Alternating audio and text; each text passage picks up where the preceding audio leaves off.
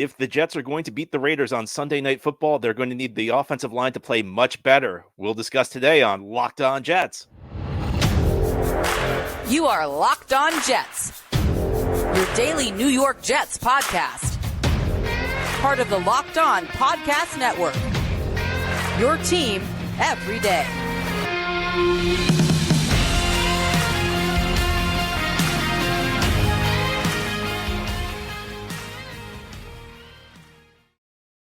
Welcome. This is the Locked On Jets podcast, part of the Locked On Podcast Network, your team every day. It's Thursday, November 9th, 2023, and I'm your host, John B. from GangGreenNation.com. Thanking you so much for making the show your first listen or first watch every day. Subscribe for free on YouTube or wherever you get your podcasts so you'll get new episodes as soon as they're posted. If you enjoy the show and are listening on a podcast source, please give it a 5-star review. And if you enjoy the show and are watching on YouTube, give this episode a big thumbs up. These things help us out, help other Jets fans find the show. This crossover Thursday episode is brought to you by PrizePicks, the easiest and most exciting way to play daily fantasy sports. Go to prizepicks.com/LockedOnNFL and use code all lowercase LockedOnNFL for a first deposit match of up to $100. Welcome in, Jets fans and Raiders fans. It's crossover Thursday here on the Locked On Podcast Network. I'm John Butchko, the host of Locked On Jets, alongside your boy Q, the host of Locked On Raiders, getting ready for Sunday Night Football. It will be the New York Jets making first trip ever to Las Vegas for a Sunday night showdown against the Raiders. Before the start of the season, it looked like it could be a marquee matchup with Aaron Rodgers playing quarterback for the Jets. Raiders looking like they had a compelling team. Things not going exactly the way these teams thought it would, but still a potentially exciting game. Q, great to chat with you again. It's been a couple years since we did this. Yeah, no, it has, and excited to be back with you, man. And it's been a strange season, right, for both teams, starting with the Jets, and 4 plays in, Aaron Rodgers goes down with a torn Achilles, and then leading up to last week, where Josh McDaniels is the first head coach in the 2023 season to get fired. So, did not think that this was going to be what we're talking about, or the storylines going into Week 10 of the NFL season. But that's why they play the games, and that's why the NFL is so intriguing, because we just never know how everything's going to shake out. The last time these teams played, I believe it was 2020, the famous Greg Williams 0 blitz game where the Raiders scored a miracle touchdown. Yeah. That was the storyline of that game. But what's the biggest storyline around the Las Vegas Raiders right now? Well, after Josh McDaniels got fired last week, interim head coach Antonio Pierce comes in and leads the team to a victory over the New York Giants, right? And it was a pretty easy victory.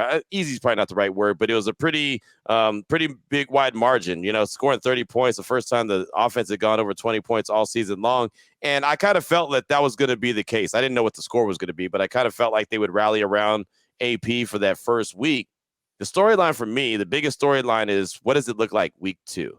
What does it look like now that it's not the rallying cry, now that it's not the brand new, right, the fresh, the team's all having a good time in the locker room, they're playing mini basketball in the locker room, this, that, and the other. What does it look like now? That's what the biggest storyline for me is. It's like, how do you sustain that energy, that new, that fresh, that breath of fresh air that all of a sudden this team and organization and fan base, John, has really received ever since Josh McDaniels was fired? Can that translate into week 2? Can it translate beyond week 2? So for me, it's just, what does it look like week 2? Because again, it's all still a lot of brand new.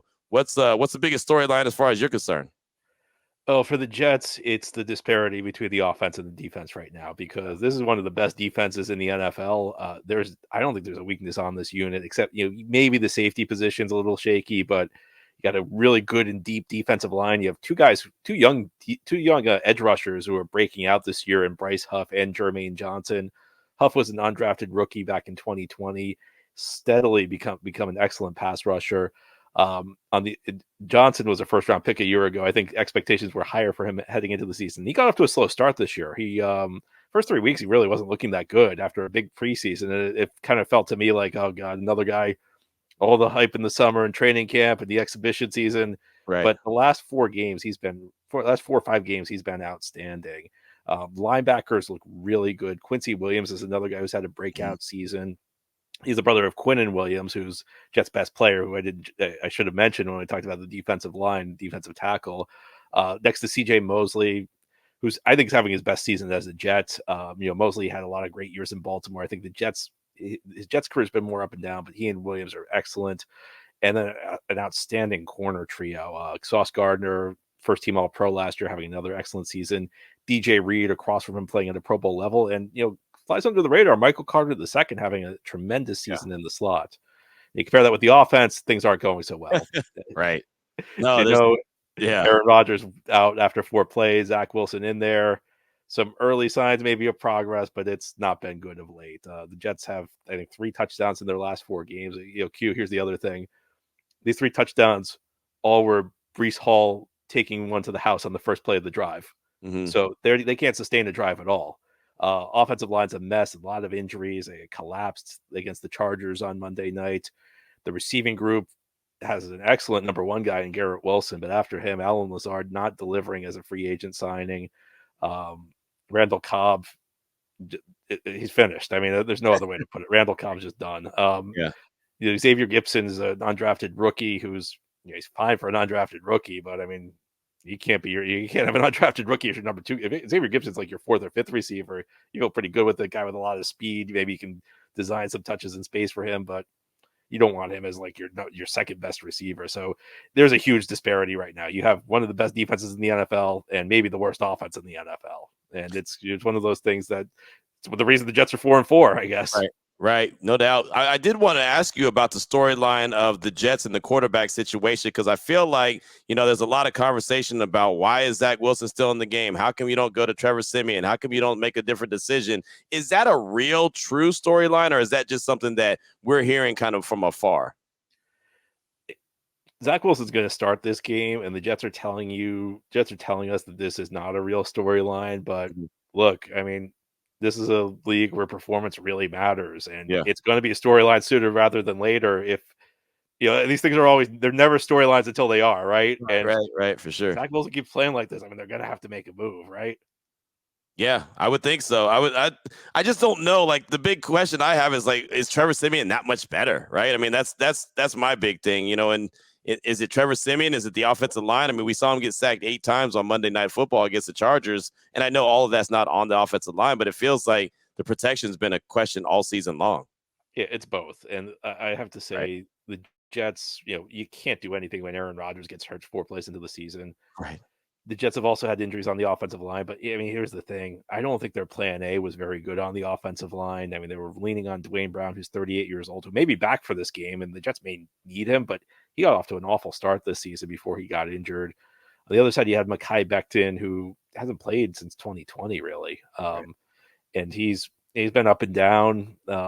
It's just, it's Laken Tomlinson, who was a free agent signing a year ago from San Francisco at left guard, has been a huge disappointment. So it's both. I mean, I don't think there's one problem with the Jets offense. I think everything's a problem, and these things just kind of feed into each other. The quarterback makes the receivers worse. The receivers make the quarterback worse. The offensive line makes everybody worse. I don't think the play calling is very good. Nathaniel Hackett, I'm convinced the biggest reason that Nathaniel Hackett was hired by the Jets this offseason was because the Jets were trying to convince Aaron Rodgers to come. Yeah. I don't think they hired him because of his play calling acumen, and I think that's really shown itself to be the case. And I don't know, I'm kind of interested in your thoughts on the whole Josh McDaniels situation, because I know the Raiders just made a change, and Antonio Pierce, that's a name that resonates with New York football fans, because we remember when he played for the Giants, and I was like, wow, Antonio Pierce is a head coach in the league. And I know the Raiders have a new quarterback in this game. Can you talk about what changed last week against the Giants opposed to what's happened earlier in the season? Yeah, I mean, Antonio Pierce just came in and he gave this team new life, right? He gave confidence in the players, the playmakers, the Devontae Adams, the Josh Jacobs, the Hunter Renfrows, guys like that. He gave them confidence. Aiden O'Connell, he put him in as a quarterback and said he gives us the best chance to win. So, they went out there and they operated and they executed and they had a good time, and he made things loose. Right. And Hunter Renfrow said in the locker room, I remember asking him about the situation that they were in and what it's like having Antonio Pierce as the interim head coach as opposed to having Josh McDaniels as the head coach. And he said, well, everyone's just a little bit loose. You can see the locker room's loose. They're in there playing basketball at the time. And he said, nobody's really walking around on eggshells. And that really resonated with me. Like, you don't do any business really well if you're nervous about making a mistake. You make a mistake and then all of a sudden it's going to be some kind of consequences and repercussions. If you have to feel like that all the time, and like Hunter said, walk around on eggshells, it's just not good order of operations. And that's really how these guys were feeling. Hunter had been a guy that was basically on the back of a milk carton forever. Wasn't getting any kind of burn, and the guy's a really good player. So it was always strange to me why he wasn't getting any kind of attention. He got a couple catches on Sunday against the Giants, and so I feel like he's a little bit back and getting another opportunity to be the Hunter Renfrow that he always has been. So these guys are just loose. And one thing that stood out to me from all the players I talked to in the locker room is they kept saying that AP is a former player. He knows what we're looking for. He knows what we can do. He knows how to put us in position to succeed, as opposed to having us do things that he wants us to do just because he wants us to do it. So that stood out to me as well. So him being a former player and a leader, as opposed to just an X's and O's coach, I think went a long way with the Raiders team on Sunday against the Giants. And like I said at the top, want to see what it looks like in week 2. Can that continue to ride, or was that just a 1 week, let's all get excited, let's all have this extra energy and go out there and ball out? If they can bottle that up and keep that thing going, then the Raiders have an opportunity, as you mentioned, man. I mean, look, they're 4-5. The Jets are 4-4. They're not out of it. Neither one of these teams are out of it by the thick of things. They just got to go out there and execute and go play ball.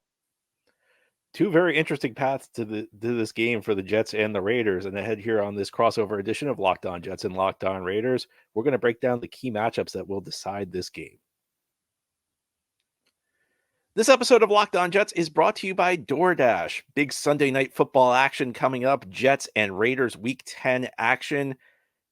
On Sunday night, you probably don't want to cook. You just want to have your meal delivered to you. And DoorDash provides you access with so many great restaurants in the New York area. All you have to do is download the app, create an account, and the Dasher will bring your food to you in time for kickoff. We're heading into the weekends. Weekends make you smile, and so does weekend food. There's a great restaurant in Brooklyn called Weekends. We're talking eggs, breakfast sandwiches, pancakes. You get the idea. And all that and more is on the menu at Weekends in Williamsburg. This joyful cafe serves a mean brunch like the Soul Cow breakfast sandwich with avocado, smoked turkey bacon, rajas, and cheddar, and a hearty breakfast plate loaded with scrambled eggs, home fries, turkey bacon, cheddar, and a slice of toast. Enough fuel for the full day on the town or late at night when you're watching the Jets on your couch. But there are so many great restaurants in New York. You can pick any one of them. There are also old favorites, chain restaurants like the Cheesecake Factory if you want something familiar. You can get anything you want at DoorDash. And you don't have to worry about it. You can just relax, watch the Jets, and enjoy a good meal. And even better, right now you can get 50% off up to a $10 value when you spend $15 or more on your first order when you download the DoorDash app and enter code LOCKED23. Subject to change, terms apply. Again, don't forget to use code LOCKED23. It's one word with no space. LOCKED number 2 number 3 for 50% off up to a $10 value when you first order when you download the DoorDash app and spend $15 or more. Subject to change, terms apply. It's Crossover Thursday here on the Locked On Podcast Network. I'm John Butchko, the host of Locked On Jets, alongside your boy Q, the host of Locked On Raiders. Jets and Raiders Sunday Night Football. When the schedule came out, I think we all thought the Jets would be quarterbacked by Aaron Rodgers. We thought the Raiders would be coached by Josh McDaniels. Yeah. The NFL season has a lot of twists and turns, and sometimes you don't always get what you expect. But we're still going to try and break this game down for you right now. Q, what matchups do you have your eye on in this one? Well, I got a couple, and I'll start with the Raiders defense. They just came off an 8-sack performance against the Giants, and so I'm looking at the Raiders defense led by Maxx Crosby and seeing what he can do against that Jets offensive line that's banged up, that's had a few different versions of it. How can he be effective? How much can he affect this game, right? Can he wreck the game like he's really done this year? He's done a hell of a job. The guy's played so many snaps. I mean, he's got a motor that doesn't stop. How do the Jets go about trying to slow him down, right? I mean, I know that they're going to double him. They're going to chip him. They're going to do everything they can to try to slow him down. Can somebody else take advantage of that, right? And of course, the Jets coming off that game against the Chargers where they were sacked. Zach Wilson was sacked 8 times. So I know Maxx Crosby is, I'm sure, licking his chops thinking, okay, I'm going to have an opportunity. But I also know that the Jets are going to make changes. They're going to make, just adjustments and everything. And so they're going to be ready to try to slow Mad Max down. But one of my biggest matchups is definitely going to be that Raiders defensive line going up against that Jets offensive line. Can they get in there and be disruptive? If they can, one of the things that they've been doing really well this year has been creating turnovers. If they can get to the quarterback, disrupt them, make them uncomfortable, there's a good chance that they can create a turnover. And if they do, that'll help out their offense going up against that real stingy Jets defense. What about you? What are some matchups you're looking at? It's funny because I always enjoy doing shows with you. It's been a couple of years since Jets and Raiders played, and now I remember remember why, because I think you're such a great. I was gonna say Maxx Crosby against the Jets offensive line. I think that's I Right. mean, that's just the matchup that terrifies me. So maybe I'll throw Nathaniel Hackett against Maxx Crosby in there because I Mm, thought Hackett called a horrible game in many ways on Monday night. The biggest issue though is they kept getting Joey Bosa one-on-one against Billy Turner, who was playing right tackle, and right. Bosa destroyed him. I mean, there's no other way to put it. And I just didn't understand why the Jets kept doing it. And the other side, you had Khalil Mack going up against Mekhi Becton frequently, so that's a tough matchup. But I just couldn't get over the way the Jets handled that, and I'm hoping that they approach it differently. I have great concerns though, and I part of this is we don't know what the Jets' offensive line is going to look like. I Right. mentioned Dwayne Brown a little earlier. He was eligible to come off IR last week. They returned him to practice. He was a full participant in practice all week, but he did not ultimately get activated for the game. The early injury report this week suggests, again, he's a full participant. This could be the game he returns, which means you end up with Maxx Crosby versus Mekhi Becton. The Jets would likely put Brown at left tackle, move Becton from left tackle to right tackle. I don't know that I love the matchup of Becton versus Crosby, so that's one that concerns me. I'm going to go to the other side of the ball, though. I just think it's just a premium matchup. Devontae Adams versus Sauce Gardner. I mean, Yeah. these are the matchups. They say it's worth the price of admission. Right. Top receiver in the league, top corner in the league, and I really like Sauce Gardner.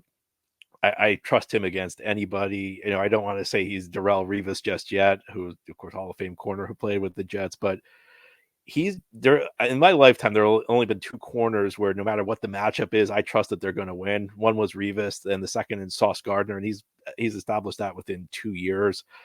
So that's what I'm looking at. It's interesting. Maybe it should be Devontae Adams versus the Jets corners because Jets don't really travel their corners for the most part. Right. They actually did a little bit a Monday night against the Chargers.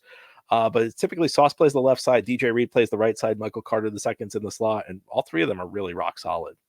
Yeah, and that's really where I was going to go as well. Is with I was just going to say the Raiders playmakers, the wide receivers, Devontae Adams, Jacoby Myers, Hunter Renfrow in the slot, or Trey Tucker in the slot, or whoever's in the slot. And look, Devontae plays in the slot as well at times. But really, I'm just kind of looking at the Raiders wide receivers going up against that Jets secondary because they're really good. I mean, everyone's going to talk about Sauce Gardner. I was a huge fan of Sauce Gardner's coming out of Cincinnati, as I know many people were, knew that the Raiders had no opportunity to draft him. So the Jets got their guy. I love watching Sauce. Like I said, I liked watching him in college, thought he was a hell of a player. He still is. That's why he won Defensive Rookie of the Year. I mean, he just is that guy. So I'm excited to see just him up close and personal, seeing what he can do.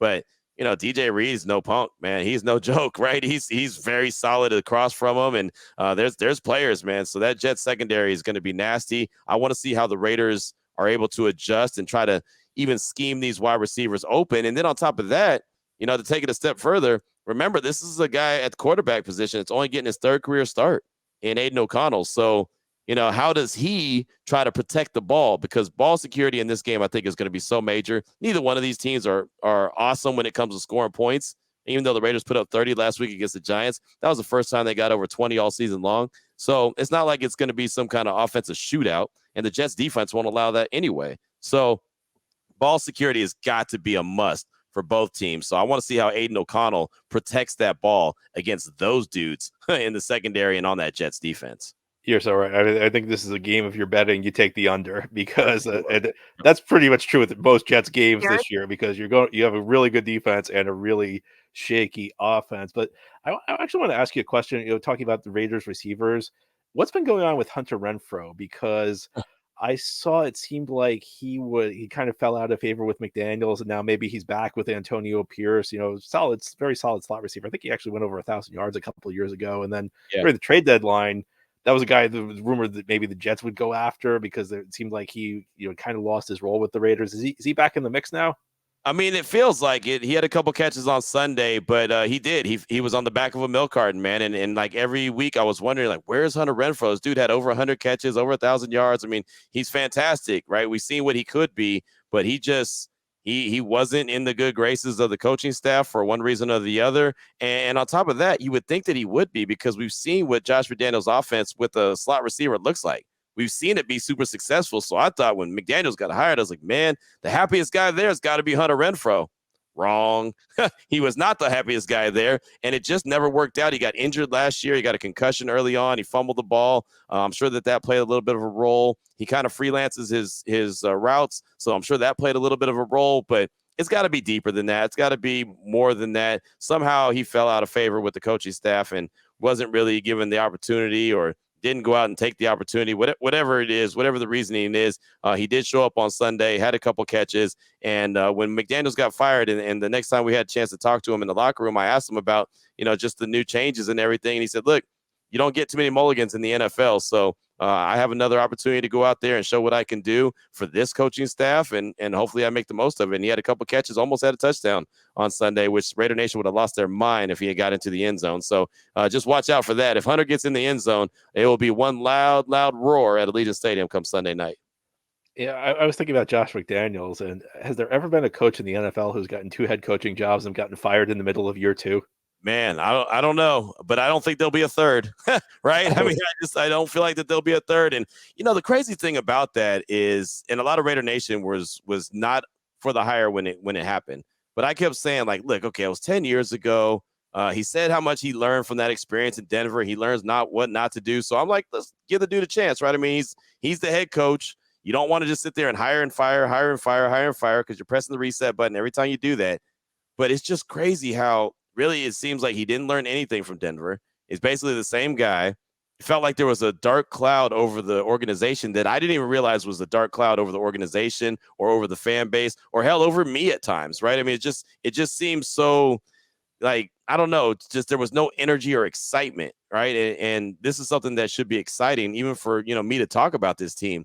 And then once he gets fired, and I never cheer for guys to get fired, I never root for guys to get fired. It's too tough to get jobs, but it just seems like the fan base all of a sudden got excited. It seems like the players got excited. It seems like me going to the facility was a little bit more exciting. It's crazy, man, how one guy can change the whole trajectory of an organization and how you feel. And, it's been, like I said, a breath of fresh air ever since I was walking to the stadium on Sunday against the Giants and just watching the people in the parking lot tailgating. You could tell that they were having more fun. The music sounded louder, right? I mean, the people just sound like they were so much more excited. It was wild to see and realize that one guy getting fired changed the whole trajectory. And early on in the season, I mean, when he got fired, there was still 9 games left. And with this game coming up on Sunday, there's still 8. So there's plenty of time in the season for the Raiders to make a run at this thing. I mean, I don't know how good they're going to be. I don't know, what it's going to be, what it's going to look like when it's all said and done.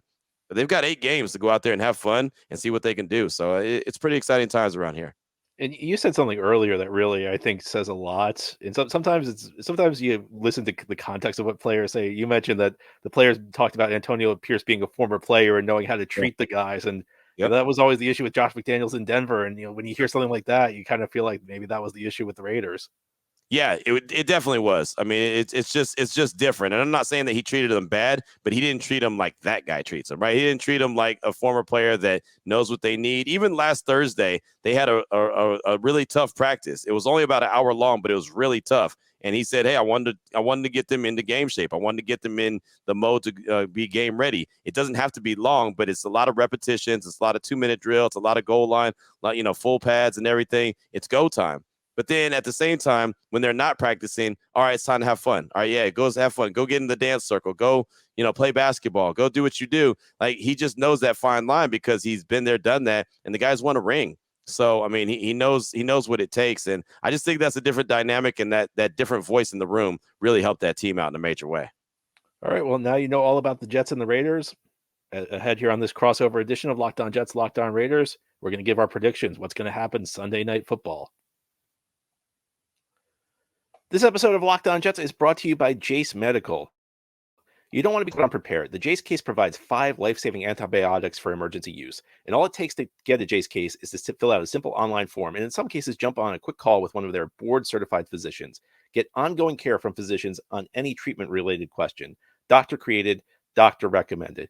And right now, if you go online at Jase Medical, you can receive a 12-month supply of your daily medication. And remember to use promo code LOCKEDON at checkout for a discount as well. A verified customer had this to say about Jase. I'm thankful for this service. Supply chain issues caused me to cut pills in half to have it. I ordered most of my daily meds with a year supply. I also ordered an antibiotic kit. I feel secure now. Prices are lower than local pharmacies. I highly recommend this for everyone. If you or someone you love would get peace of mind by having a year's supply of any daily med, go to JaceMedical.com to see if it's offered for you. And remember to use promo code LOCKEDON. It's one word with no space, LOCKEDON, for $20 off your first purchase. Again, that's Jase Medical, the Jase case. Crossover Thursday here on Locked On Jets and Locked On Raiders. John Butchko alongside your boy Q, getting ready for this matchup between the Jets and the Raiders. Jets' first trip ever out to Las Vegas for a regular season game. Q, how do you see this one going? That's a great question. I mean, we mentioned it earlier when we were talking about the matchups. I don't feel like this is going to be a barn burner. I don't feel like this is going to be a game where there's going to be a ton of points scored. As you mentioned, if you're going to bet on it, take the under, right? Because it feels like that's where this game is headed. And Antonio Pierce on Wednesday, as a matter of fact, said that. He said, hey, man, two defensive-minded head coaches. Don't think there's going to be a ton of scoring going on in this game. But, again, we'll see how it all shakes out. It's hard for me to call this one. It really is, because that Jets defense is so tough. And before the season started, I'll be 100% honest with you. Before the season started, I said I thought the Jets would come to Allegiant Stadium and win the game. Not necessarily because Aaron Rodgers was going to light them up, but just because that defense was going to slow the Raiders down so much. Now, going back to last week, they found a run game with Josh Jacobs. They were able to get that going. And when they can get a running game going, it opens up everything else. So I'm interested to see what interim offensive coordinator Bo Hardegree looks like, how he adjusts his play calling from last week to what it'll be this week. It's gotta still be a heavy dose of Josh, right? Josh Jacobs. He's gotta be able to be a big factor in this game. I mean, they're not gonna be able to throw the ball 45 times and try to win. Like Zach Wilson threw the ball 49 times on Monday Night Football. That's not a recipe for the Raiders to win. Aiden O'Connell doesn't want to throw the ball 49 times. Raider Nation doesn't want to see him throw the ball 49 times. Antonio Pierce doesn't want him to throw the ball 49 times. So it's got to be a heavy dose of Josh Jacobs. If, and I know that's a big if, they can establish the run, I feel like that they can have a decent day offensively. Not a good day. I don't think anyone has a good day offensively against the Jets defense, but they've got to be able to establish the run. So I'm like hesitant to say if I feel like the Raiders are going to win, because I just don't know. I don't know what it looks like week 2. There's so much new, right? I mean, it feels like the season is just getting started and you got a brand new head coach. So I'm just going to kind of lean on the fact that if the Raiders can establish the run, Josh Jacobs could have a decent to good day, then I think the Raiders have a really good chance. If they're able to create a couple turnovers, I feel like they'll have a really good chance. I don't think that the Jets, and you can correct me if I'm wrong, are a team that's going to climb themselves out of too many holes if they get down, like they gave up a special teams punt return touchdown on Monday. That's something that the defense can't stop. That's the special teams. If the Raiders could find a way to create short fields or, a score on defense or special teams, I feel like they have a good chance to win this game. But, man, I think it's going to go down to the wire. I really do. I think this is going to be a game that both defenses keep them really close. And, maybe the team with the ball last and an opportunity to kick a field goal wins this game. I'm not too sure. How are you looking at this one? I have a lot of dread heading into this game. I think, I was looking at the stats the Raiders had earlier, and I was like, oh, that's not that good. But it's like you have to throw the stats out because that was a different team. It was a different coach. Everything's different. Everything's changed now for the Raiders. I don't feel good about this Jets team. You mentioned that Josh Jacobs, if he has a decent game, Jets defense is stronger against the pass than they are against the run. And one thing we didn't talk about, Jets lost Al Woods for the season, who was kind of like their big run stopping nose tackle. He was probably their best run defender on the defensive line. He was lost for the season 2 weeks ago. I have concerns about the Jets run defense, relatively speaking, holding up. I don't think it's an awful run defense, but I think Woods was a big loss. And he, in a game like this where you expect the Raiders to run the ball a lot, I think his presence may have been felt. It feels like this season could just be slipping away for the Jets. And I know that's melodramatic to say when they lose one game off a 3-game winning streak, but the way they were winning just was not sustainable. I mean, it was like they forced 4 turnovers against the Eagles. You can be a great defensive team and not force 4 turnovers. Right. And in fact, Jets defense played really well against the Chargers. The turnovers weren't there, but this offense is just struggling so much. And I think the defense will keep them in the game. I think, going up against a young quarterback, they should have plenty of success on that side of the ball. Like I said, like we both said earlier, take the under in this one. Right. A couple of weeks ago, I actually nailed the pick perfectly. I said the Jets would win 13-10 over the Giants. And after we recorded that show with Patricia Traina, who's the host of Locked On Giants, I was like, kind of like, why did I do that? That's way too low of a score. And then it ended up being exactly that. I mean, it could be another 13-10 kind of game. Could be. And you're right. I think you hit the nail on the head earlier when you said, I mean, maybe just be which team avoids the big turnover, because Mhm. short fields are going to be key in this game. Yep. I do think the Jets defense, Jets special teams has been phenomenal this season. That punt return was so far, at least, it was an aberration. It was maybe the one time they did not execute all season on special teams. So I don't think that they'll have the same kind of issue in this game. I think the defense is going to play well, but this offense just looks really bad. And I've seen this. Maybe this is just me showing my inner Jets fan, where I've been through this before, and Right. this is a different team, maybe, but like I feel like I know when the season's going down the drain. And listen, I hope I'm wrong, and I'm sure Jets fans won't love this projection. I feel like this is like a 13-10 kind of Raiders win. Jets could win. I mean, I think it's good. I say this almost every week. I think this could be a coin toss game. I think with the Jets, every game is a coin toss game because their strengths and weaknesses are so pronounced, and games are frequently going to come down to the wire. Last week being an exception, but yeah, I just don't feel good about this game coming in from the Jets side. Well, with that being said, then I'll go ahead and take 17-14. How about that? I'll call it 17-14. Daniel Carlson kicks a field goal to win the game. Because, again, I think it's going to be a very low-scoring game, and that might be a high score. 17-14 might be higher than expected, but I do think that the Jets will find some kind of success, especially with Breece Hall. Man, he's phenomenal. I liked him a lot when he was back at Iowa State, so I really respect him as a running back. And the Raiders have struggled to stop the run. That's one of the things Antonio Pierce said on Wednesday. The Raiders defense has been playing well, but one thing that they need to improve on is the run defense. And so I know that the Jets are going to be as a matter of fact, when it comes to running the rock, and they're going to get Breece Hall involved early and often. So there could be ways that offense can move, especially on the ground with Breece Hall.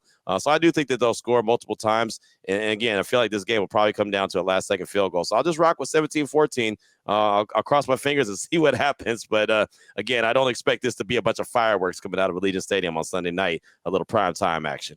I'll give you one rock-solid guarantee, is that if the Jets have the lead with 10 seconds left in the game and the Raiders have the ball at midfield, they will not call a zero blitz like they did in 2020 when these teams played.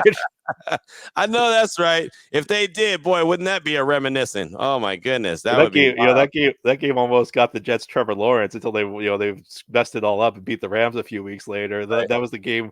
People were joking that they should build a statue to Greg Williams at MetLife Stadium after that call.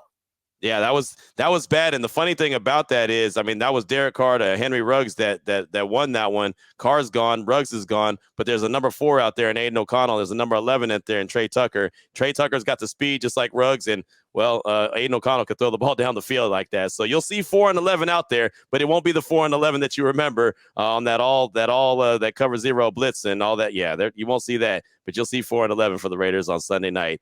Just different guys in those jerseys. Kind of funny, but should be fun, man. It's primetime action. Who doesn't want primetime action? I do. So. It's almost as fun as doing the show. Q, great chatting with you again. I hope we get to do it sooner. I hope we don't have to wait 3 years for the next time we do this. Yeah, no doubt. It should be fun, man. Seeing the Jets in Allegiant Stadium. I know a lot of folks that I'm friends with that are Jets fans are excited about this one as well. That'll be in attendance as well. So looking forward to it, man. It's always great catching up with you and enjoy the game. And, we'll see how it all shakes out. But it's going to be a tough one Sunday night. That's all for today's episode. This has been the Locked On Jets podcast, part of the Locked On Podcast Network. Your team every day is our motto. As always, if you enjoy the show, hit the subscribe button where you're watching or listening so that you'll never miss an episode. If you enjoy the show and are listening on a podcast source, give it a 5-star review. And if you're watching on YouTube and enjoy the show, give this episode a big thumbs up. This helps us out and help other Jets fans find the podcast. Have a great Thursday, everybody. We'll be back tomorrow for our final episode of the week. We'll be talking more Jets Raiders.